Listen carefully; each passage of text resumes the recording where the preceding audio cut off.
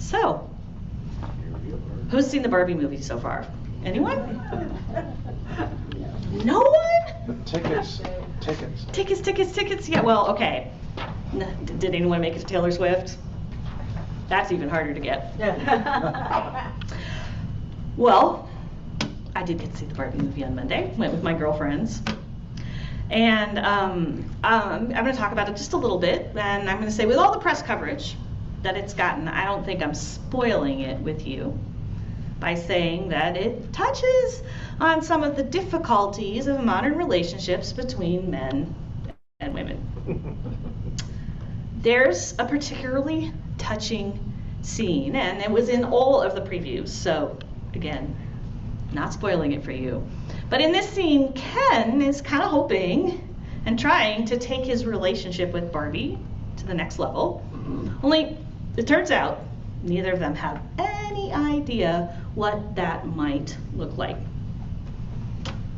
Barbie, well, she has a perfect Barbie land existence. She's got her dream house, she's got her dream wardrobe, dream careers, doctor, astronaut, etc.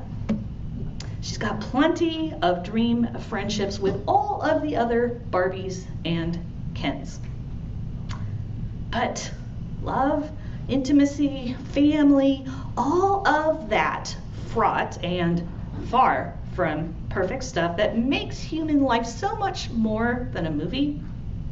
Seems like that's kind of beyond both of them, because they have no context or pathway, no models from which to figure it out. So, let's face it, despite what Hollywood and the Hallmark Channel might want us to believe, lifelong partnership, it's hard to figure out these days. I mean, there's all the usual love and perseverance that it has always taken for a committed relationship to survive and thrive in sickness and in health. But there's also the fact that all of our settled models have shifted over the past, say, 50 or 60 years. Now, this gives us much more of a chance to find one that fits us and our partner. But it also means that the waters that we're going to navigate are a lot less, still and settled. Given all of that, it's not surprising why many young couples today feel a little alone in it all. Like they have to forge their own path and find and make family in unexpected places and ways. Well, we think things are complicated today. What about for Jacob and Rachel and Leah? Oh my. Now, just looking at that, a Barbie land full of empowered women, that is not. It takes more than a little cognitive dissonance for me to be able to come to terms with all of the complex dynamics that are in play in the institution of ancient marriage practices in general, not to mention this particular family, which has its own special brand of all kinds of shenanigans, right? I'm reading about them already. Yeah. Have a look at our art for this week. Now, I didn't have to make copies of it because it's colorless, right? It's pen and ink line drawing. The artist herself admits that she really struggled with this text. So let's see what we can make of it. Looking at that piece that's right there on the front of your leaflet, what do you notice? What's the first thing that sticks out for you? Really stands out? Oh. Anyone? Barefoot. They're barefoot. That's interesting. Yes. They're not wearing any shoes. I actually hadn't noticed that. I heard something. No faces. Yeah. No faces at all. That's the first thing that caught my attention, the lack of facial features. Because our faces are blank and empty. We just have no idea what these women are feeling about all of this that is happening to them. Now, we have to admit that the text that we're given about this episode is just about as opaque on this front. We really only get Jacob's reaction to that bait and switch that's at the core of this week's reading when he discovers on the morning after his wedding that he's got the wrong wife, right? Now, the great thing is the lack of color and expression. Well, it leaves us the space to fill in some of the shades and nuances of what we imagine might have been going on underneath the surface of this sparse biblical narrative. There's a long tradition of this in Judaism. It's called midrash. And midrash is a way of approaching the text that surfaces our questions. It's something that's comfortable with multiple possibilities coexisting within the tradition rather than seeking for a single definitive answer. So let's engage in a little midrash here. Let's start with what we know. Jacob loves Rachel. He loves her so much that he is willing to work for 7 years for her father just to be able to marry her. Now, there's not a lot of love stories in the Bible in a romantic sense, but this one is the classic. And I think that love needs to be partially at the center of how we understand this story. We also know that Laban has some sort of agenda going on here because he's hiding what he's planning to do. And he breaks the agreement through trickery, and he doesn't seem at all repentant about it, does he? Laban has decided that he's going to manipulate Jacob into marrying both of his daughters, and he's going to get him to work twice as long for the privilege. Finally, we know that Jacob's not in any position to argue about this because, let's face it, this is pretty much what Jacob did to his father. He disguised himself as his older brother, and he tricked his father into giving him the blessing that was meant for Esau. And it's that event, that trickery, that is precisely why Jacob's had to take refuge in his uncle Laban's household and finds himself completely reliant on his uncle Laban's generosity and goodwill. So there's lots that we don't know. But I think right at the center of all that is we have no idea whether Rachel and Leah are in on this ruse or not, and why or why not. I mean, maybe Laban's agenda to get his less desirable daughter married off is entirely his own, and he realizes that Jacob, estranged from his family, has no one to take up his cause, in which case Rachel and Leah are just stuck having to go along with it. It's, you know, kind of like a Jane Austen novel in this. Yeah. It's also possible that much like in Jacob's family, there's all kinds of sibling jealousy and parental favorites at play. And Leah is the one that has her father's ear, and she's talked him into orchestrating the ruse on her behalf. And then maybe it's that both of the girls are in on it together because they don't want to be separated. They don't want to be married off to different households and live who knows how far from each other.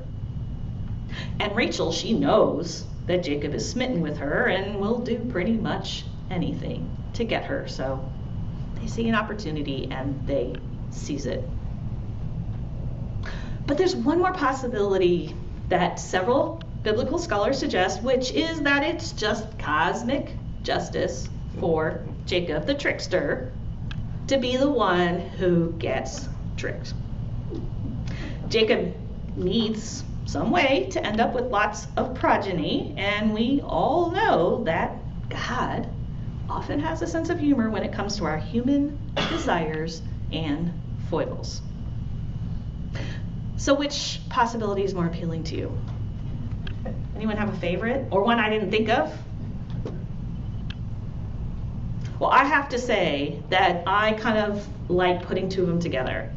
I like the one where both girls are in on it, but with a nice satisfying dose of you reap what you sow, Jacob, kind of thrown in there. The thing is, though, for all of this to work for me, I also need to imagine that they all have a good laugh about this at some point along the way in their life together. That through all of this far from ideal family formation, they kind of reach this point where love and loyalty could carry them through all the joys and disappointments that the three of them are going to face together going forward. And if we keep reading, we're discovered that their relationship and this family, it's always a difficult marriage. There's lots more struggles to come in their family, and they're going to have more challenging dynamics on the forefront for them. So even in the Bible, it seems like there is no such thing as a perfect family. But this family manages to forge their own path. And this is the important part, because this is where they highlight it. They forge their path with God's help at all sorts of key moments along the way. They discover they are not in this alone.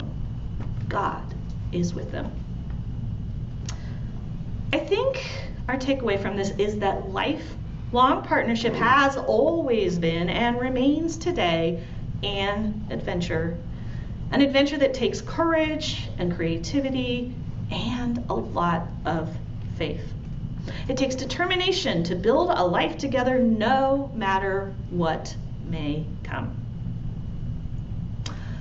I got to officiate at a wedding yesterday. It's the first one that I've gotten to do since before COVID. We all know that for a while there, weddings were done without that community of love and family and friends surrounding the couple. Couples had to hike into the woods, post their photos on Instagram. It was really creative. But I think even they felt like it was missing something, because a lot of them have gone on to then have traditional weddings since then. Well, this young couple yesterday, they had to work hard to be able to have a wedding with their family and friends gathered around. They had to squeeze it into the one weekend when the groom could get military leave, and then that meant that they had to plan it pretty much on the fly, even though they've been planning to get married for quite some time. It wasn't easy for them, and you know what? They're going to move across the country together, live a place they've never lived before. They're going to probably get moved around. There's all kinds of adventures coming for them too. Yeah. The two of them chose that reading from John's first letter to the early church. You know, the one that starts, "Beloved, let us love one another because love is from God." This letter was written to John's flock, his early Christian church, at a time when they were losing their determination, they were struggling in their faith, and they were having a hard time sticking together as a community. And this was a little tiny church, we think, so a community that was probably a lot like an extended family. This reading reminds them and us that no matter what life may bring, God is in this adventure with us. How do we know that? Well, it tells us that love is from God, so every time that we experience love and every time that we give love, that is God there in it with us. And we meet and know God better through that experience of love. Now, I think this is good news, because you know what? We all experience give and receive and see around us love in all sorts of ways. Many of our relationships, our parents, our siblings, our partners, our friendships, they're admittedly imperfect and yet full of love and caring and creativity and determination to keep going through good times and bads. All of our relationships are fraught. They are far from perfect. But you know what? That's the stuff that makes human life, like I said before, so much better than a movie. Because that's God working in and through each and every one of us.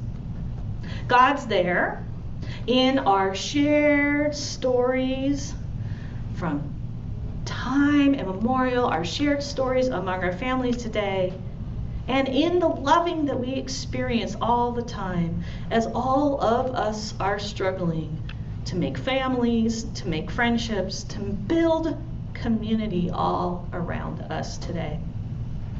And that's God who gives us a pathway to figure it out, and then to continue to meet God and know God more deeply each and every day.